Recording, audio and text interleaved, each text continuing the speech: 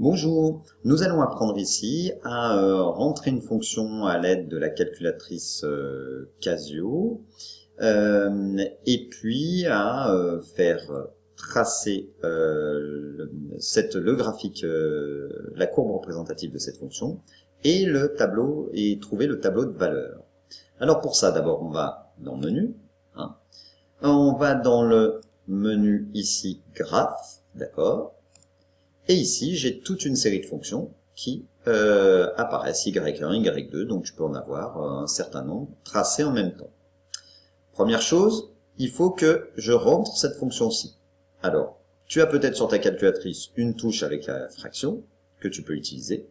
Si tu veux utiliser le symbole divisé, il faut bien penser à mettre des parenthèses autour du 5x plus 1 et du x moins 3 pour les priorités. Sinon, ça sera faux.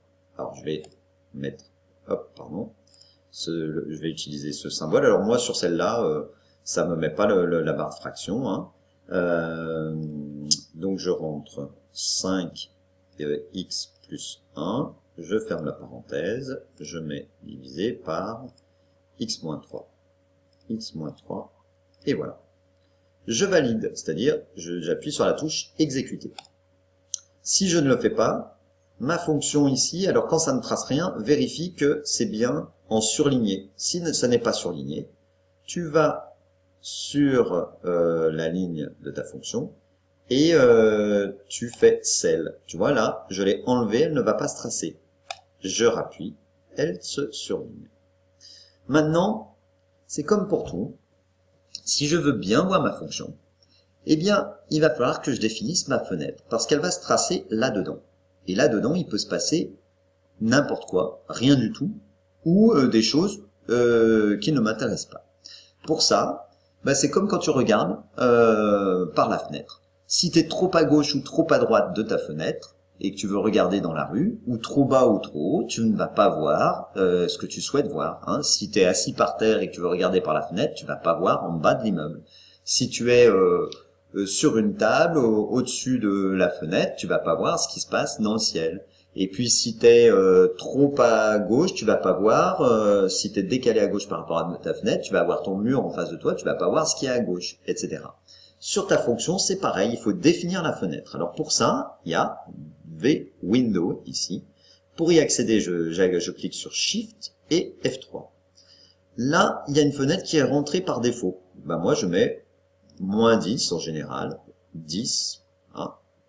Alors après, sur des fonctions un petit peu économiques, peut-être que ça n'a aucun sens de commencer dans les x négatifs. Donc x min moins 10, x max 10. Scale, c'est la graduation. Ça veut dire que ça va me mettre un trait tous les 1. Ça va me faciliter la lecture.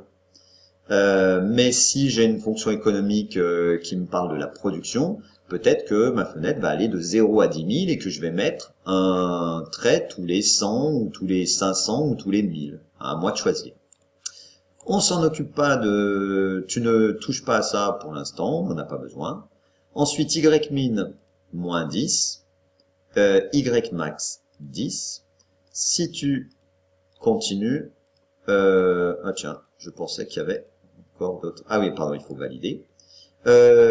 L'échelle 1, et puis le reste, je m'en occupe pas, c'est pour d'autres types de fonctions. Voilà. Pour d'autres types de courbes. Si cette fenêtre me plaît bien, je peux l'enregistrer. Comme storage. Hein. Et puis après, je rappelle certaines fenêtres qui me sont très utiles. Quand tu vas éteindre ta calculatrice, cette fenêtre-là va rester. Bon voilà, la fenêtre c'est fait. Donc je reviens maintenant, je fais exit et je reviens sur les fonctions. Il faut maintenant que je m'assure de quelque chose, c'est que ma fonction, elle est bien du type y égale. Donc là, oui, elle est bien du type y égale.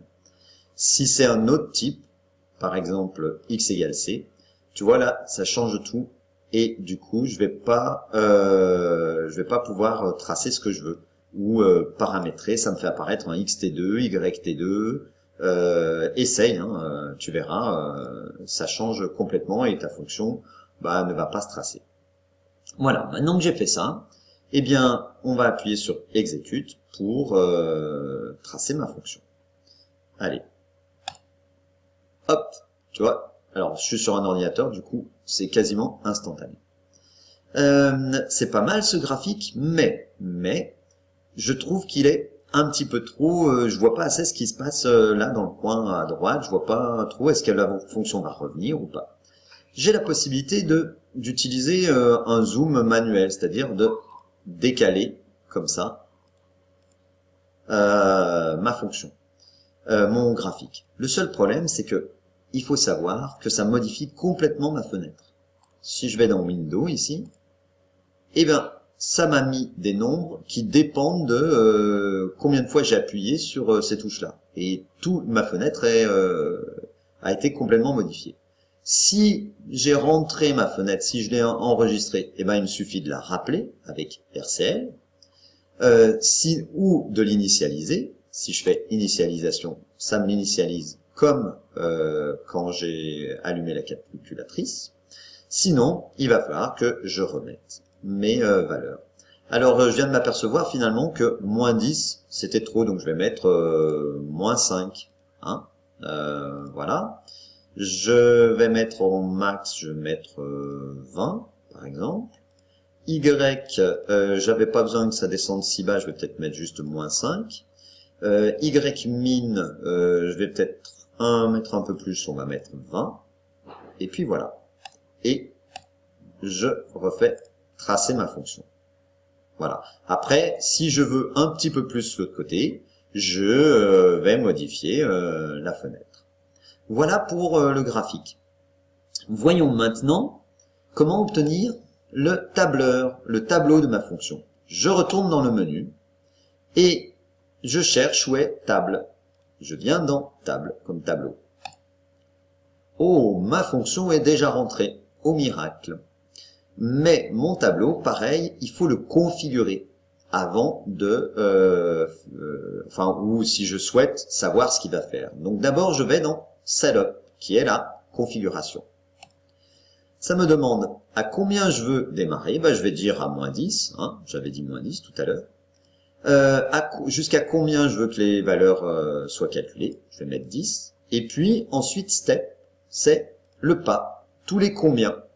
Bah, tous les 1, comme ça va me faire moins 10, moins 9, moins 8. Mais si on me demande sur un intervalle de calculer tous les 0,5, tous les 0,1, eh bien, je change le pas. Voilà. Je fais exécute, et maintenant je vais dans le tableau. Qu'est-ce qui se passe?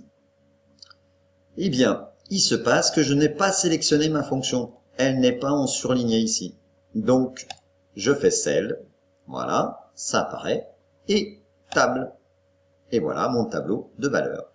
Donc j'observe que pour x égale moins 10, l'image est 3,76. Ici, j'ai la valeur exacte, 49/13e. Si par hasard je n'avais pas la valeur en fraction, je clique sur la touche fraction décimale pour me mettre le nombre en décimal, mais il n'y a pas forcément toutes les... Bon, souvent on a besoin de 2 ou 3 décimales, donc ça suffit. Voilà. Et j'ai toutes les images. L'image de moins 9, c'est 11 tiers, etc. Voilà. Je reviens dans le menu et j'ai terminé. Eh bien, il ne reste plus maintenant qu'à t'entraîner, hein, et de bien prendre en main cette calculatrice qui est quand même qui a beaucoup de fonctionnalités et 3 années avant le bac, c'est pas négligeable. Il faut vraiment commencer le plus tôt possible et aller le plus vite possible quand tu en as besoin. Je te souhaite un bon courage, bon entraînement et peut-être à bientôt. Ciao!